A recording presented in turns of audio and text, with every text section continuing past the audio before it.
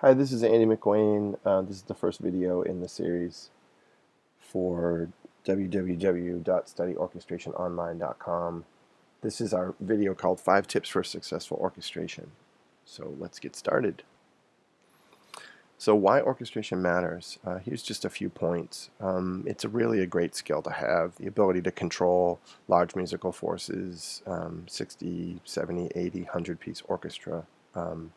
It's sort of a pinnacle of musical composition, arranging, orchestration, achievement. It's really quite a art and a craft. It's so connected to composition.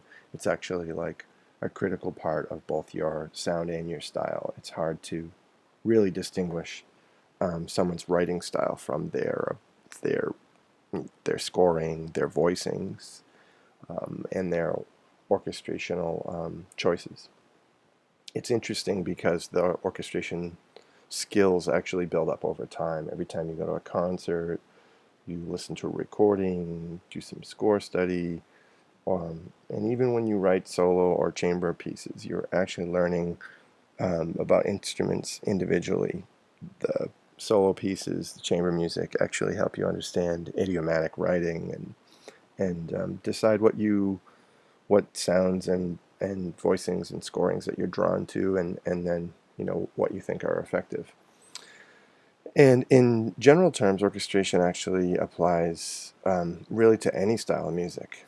It's largely thought of as being connected to concert music. Composers use it every day when they're writing orchestra pieces. It's key and crucial to film scoring. Orchestrators actually create so many of the emotional responses that make a film score, really effective. There are lots of possibilities for modern jazz arranging beyond the idea of sax, trumpets, and trombones, but other colors and unused possibilities. And then orchestration is really key to interesting pop and rock production. Think about big rock ballads from like Aerosmith and Alanis Morissette and things like that have great string writing, or even the woodwind writing of like Fiona Apple and many other examples. So let's get started with the 5 tips. So blend colors, balance the difficulty, think three-dimensionally, think about glue, and details matter. So let's take a look at the 5 tips for successful orchestrations. The first is to really blend colors, to think not just in big blocks of woodwind choir, brass choir, percussion, other, and strings.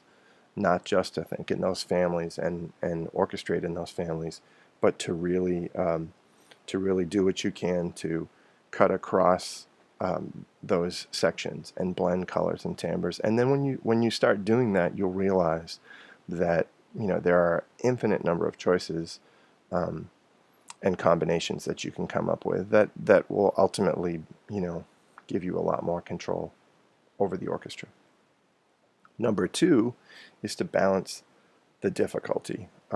Beginner scores very often have really complicated first flute parts at the top of the score, or really difficult first violin parts, and then without fail, a lot of half notes, a lot of whole notes, a lot of long held beds, pads, throughout the orchestra, just sort of filler. What's actually interesting is to figure out, if the flute part would be even more effective split between 2 flutes with some overlapping points, if the great lines and passages that you wrote for the first violins could actually be divided between the first and the seconds, maybe even with some support and overlap with the violas. When you start to do this, you'll actually realize that when you balance the pieces, you'll actually get a more effective orchestration. But it's actually better for the players. If you've been to an orchestra rehearsal and you watch one section really struggle, while everyone else has a ridiculously easy part, it's a really strange rehearsal. So That's important if you want your music played by orchestra, and once you move it away from sequencers. So the third idea and tip for effective orchestration is to really think three-dimensionally. And maybe this is pretty obvious because, all the great orchestration books, point at this, the Adler and others, that of course, we think about our main, um, our main idea, the principal melody, what we want the listener to hear, and then maybe we dig down a little bit and make a secondary part. But there can actually be primary, secondary, and tertiary layers and more. If you have counterlines and you have support harmonies, can you then also maybe have counterlines and support harmonies for the counterlines? And then if you start to think in layers or strata, you'll start to think that maybe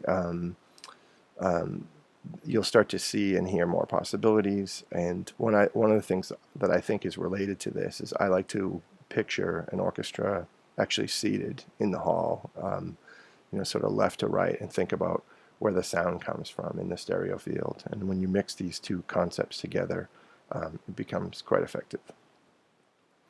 So tip number 4, also maybe relatively obvious, but it's worth mentioning.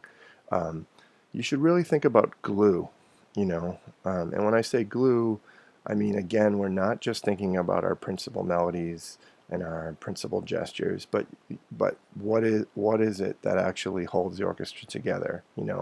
That maybe there's a really busy passage that would sound, a little choppy if it wasn't for the fact that there was a long held note in the clarinets that's that's actually sort of covering the seam, or an adhesive. And you can have these support pitches, support passages, even pedal notes, and meaning not just low bass pitches, but really in any register. You can have these throughout the orchestra, throughout the orchestration, and very often that's actually what makes it sound full. That sort of glue, and the glue is is register, its color, and it's also structural, and we'll talk about some of that maybe in another video. So lastly, tip 5, details matter. And the idea here is that if you really have strong musical ideas, they only really get stronger when you add really clear dynamics, really clear articulations, when you really know what you want for phrasing, and you give some strong performance indications, and even really experienced professional musicians appreciate having having some indication of what you want. If you really just write mezzo forte for 4 pages, it's really not enough. And if you don't really know what you want, then if you do more score study and you look at other things and you realize what's effective and what's not, it'll help you decide what you want, see more possibilities, and be able to go back and make those decisions in your own music.